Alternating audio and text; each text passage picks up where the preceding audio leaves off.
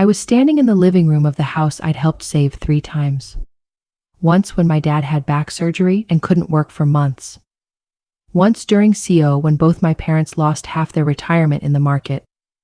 And once, just last March, when the furnace gave out right before a deep freeze, and I wired over $6,000 before the contractor even picked up the phone. That afternoon, I was just helping Dad scan health insurance paperwork, a chore so routine it had practically become tradition. Dad, Franklin, never did win his battle with printer-scanner combo. Even after 10 years, he still hit the wrong button half the time. He always called me the tech wizard, even though I've spent the last decade managing projects, not debugging devices. He'd left a thick stack of papers spread across the dining table. I flipped through them fast. Lab results, Medicare notices, maybe a gas bill. Then I saw it, a cream-colored folder, thick, neatly labeled in my mom's handwriting. Estate plan, final copy. I shouldn't have opened it, I know that. But I had just paid their property tax bill the week before. $2,178.41, that's how much I paid. So yeah, I opened the folder. I needed to know what I was worth. Inside was their will, signed, stamped, notarized just 2 months earlier. The house, paid in full. Retirement funds, whatever was left. A life insurance policy. Every single asset, all of it, left to my brother, Logan Rivers. 29, no job. Still sleeping in his childhood room under a poster of Kendrick Lamar. He'd dropped out of college twice, floated through part-time gigs, and called himself a musician, though his clips never broke 300 views. He even said he was building a brand. My parents always gave the same excuse. He's still figuring it out. At 29, apparently, he was still lost. My name, Dahlia Rivers, was barely a footnote. One line, we love both our children equally and trust they'll look after each other. That was it. No mention of what I did for them, not even a half-hearted thank you. Nothing about the thousands I'd quietly wired, nothing about the groceries I delivered when their SNAP renewal got delayed, nothing about the mortgage payments I made in silence. Just a carefully worded dismissal wrapped in fake warmth. I didn't speak, just stared at the paper while the scanner buzzed behind me like a slow, cruel applause. My hands didn't shake, my breath wasn't. Dad walked in with a mug of coffee, cheerful like nothing was wrong. Getting through the pile, Danny? I lifted the folder like it was radioactive. Is this real, Dad? Everything to Logan? He froze. Coffee midair.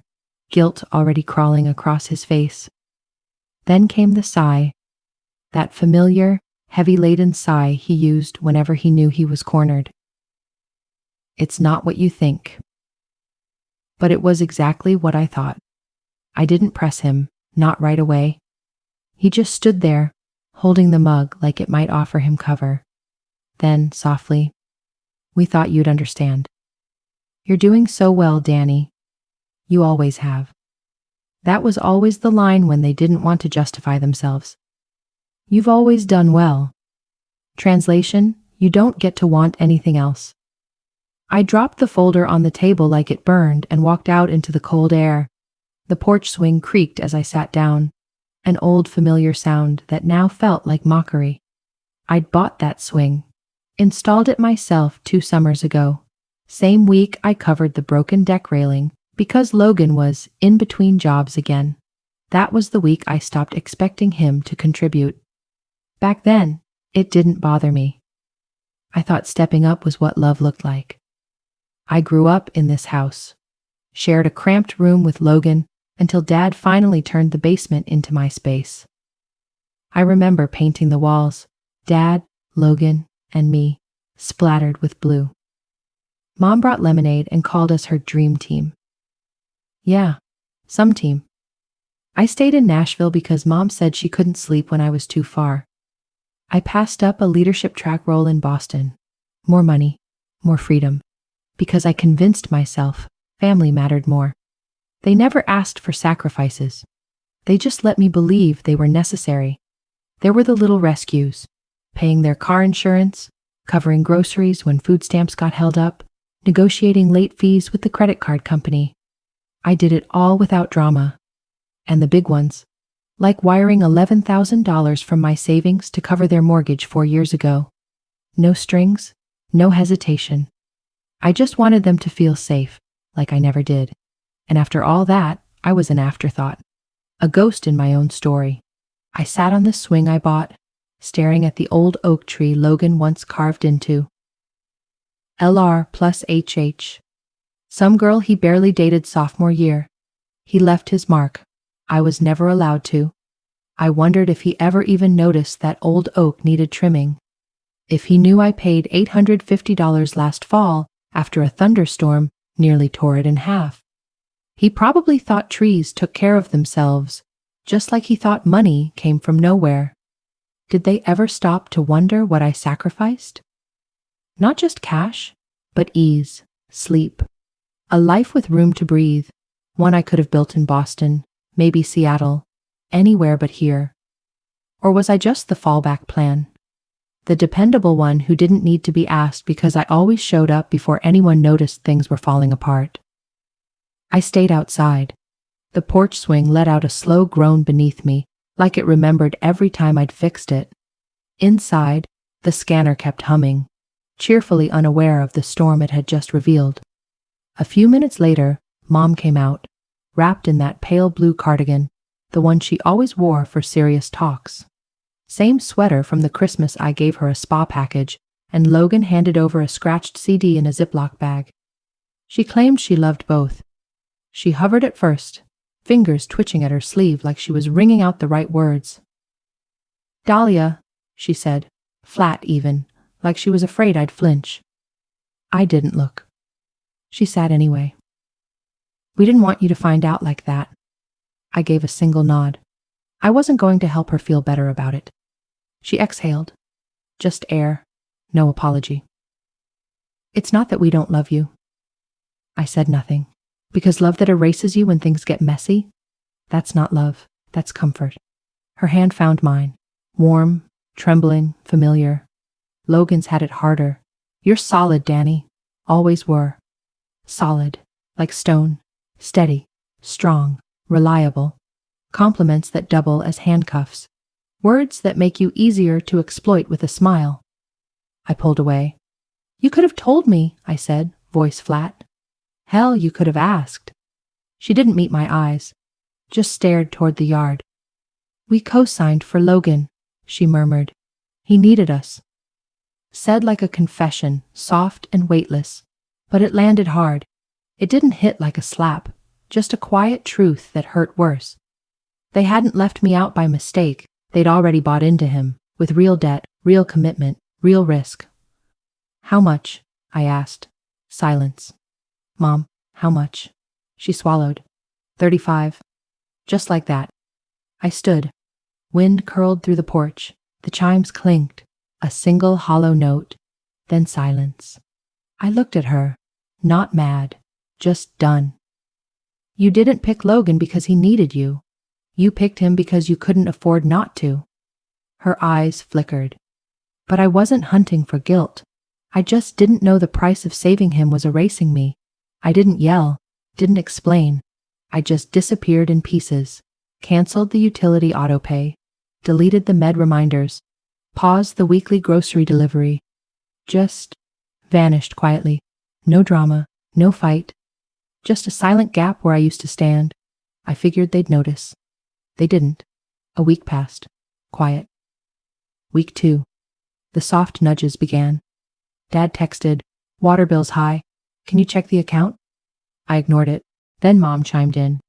No more low-sodium crackers. Logan forgot. Left on red. They weren't worried. Just assumed I was swamped, sulking, or on a deadline. Probably figured I'd snap back into place like always. By week 3, the tone shifted. Mom wrote, mortgage is due. Can you send what you normally do? No. Hi. No, how are you? Just numbers and expectation. I stared at it, then typed, ask Logan. It's his house now. Hit send, didn't look back. 5 minutes later, phone call. I let it ring. Then another text. Please don't be like this. We need to talk. But they'd said enough. I was just finally acting like their choices had consequences. That night, Logan texted, "Danny, don't make it a thing. Just help them like always." Like always? Like habit? Like duty? I replied, "You're the one they chose, Logan. So start being the choice." No response. The next morning, transfer request from mom. $3,200. Exact down to the last cent. No message. Just digits and desperation. I hit decline. The phone rang. Again. And again. Then the text. "We could lose the house." And Dad, "You'd let us go homeless?" I nearly laughed. They weren't homeless. They were just, for once, feeling what I had lived with for years. Discomfort. For the first time, they were tasting the weight I had carried in silence. No more shielding, no more saving. I shut my phone off like closing a chapter. They didn't lose me with a legal document. They lost me the moment they decided I was endless.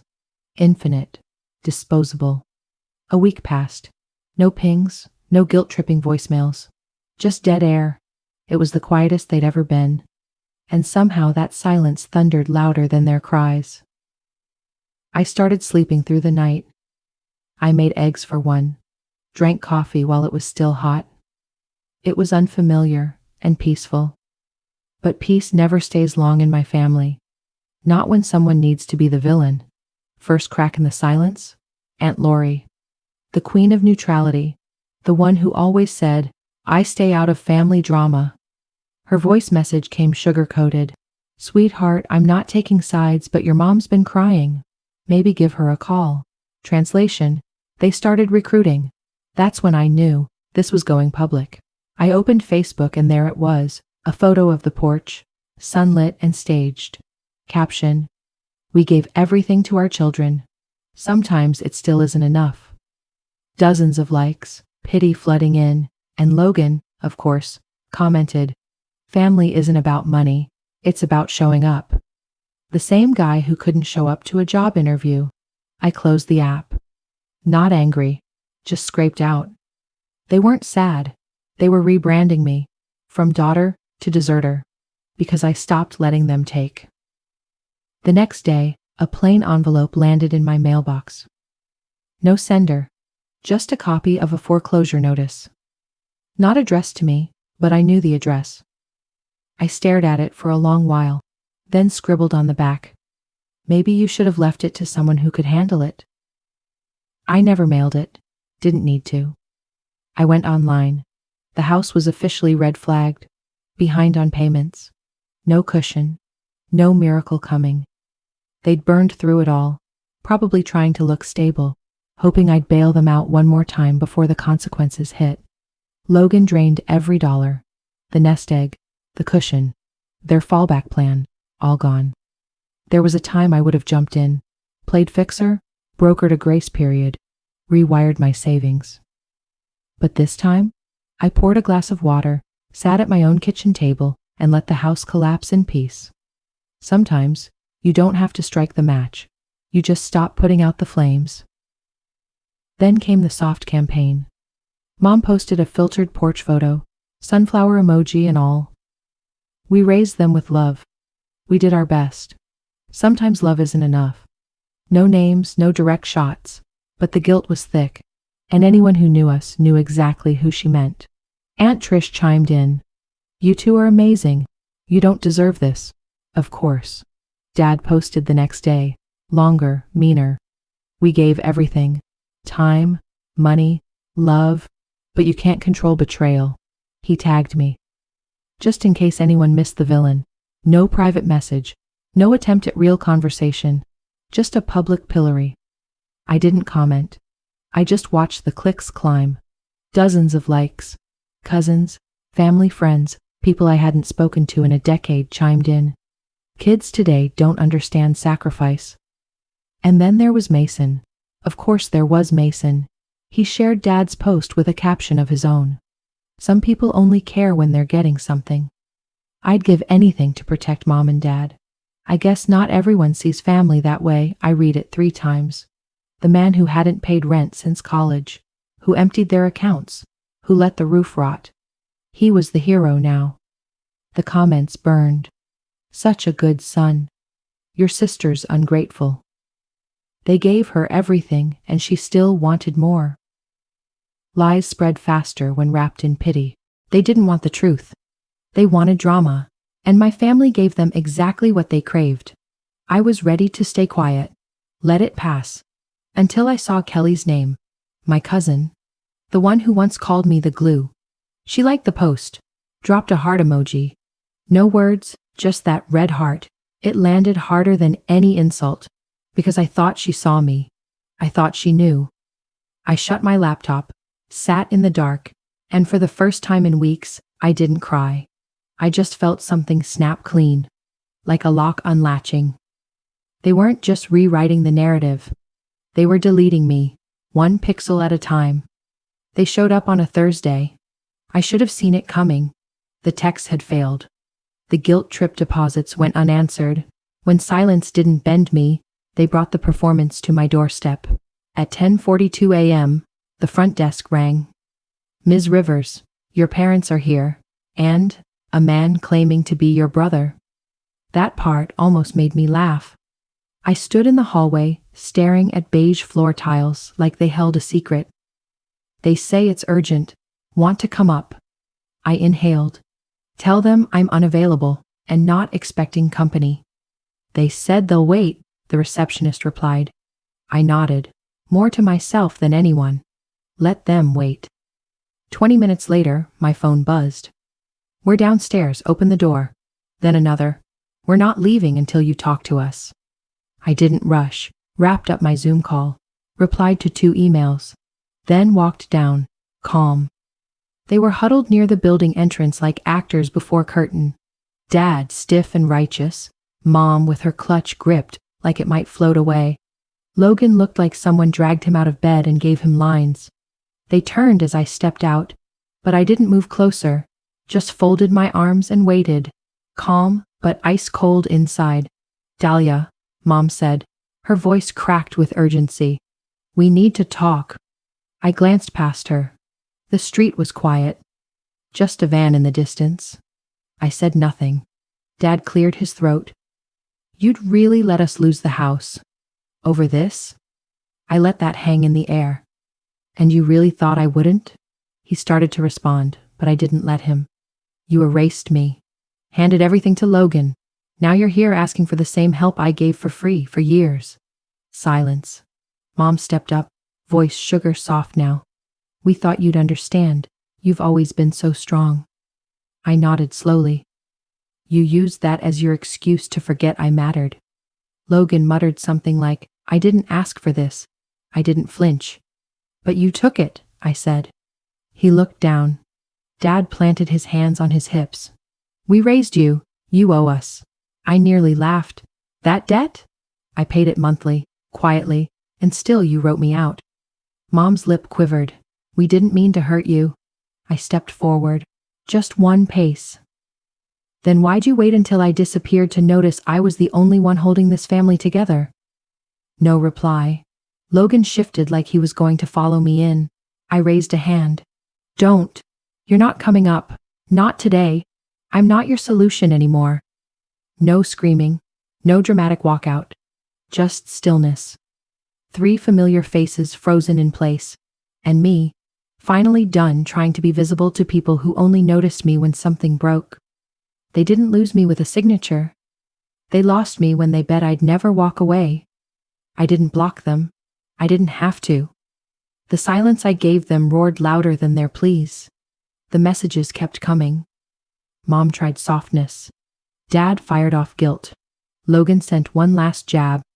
Think you're better for walking away? I didn't reply. Days later, I took a walk with no destination. Somehow, I found myself back on the street where it all began. The street hadn't changed. Same broken pavement, same leaning fence. But the house? For sale. Shutters sun-bleached.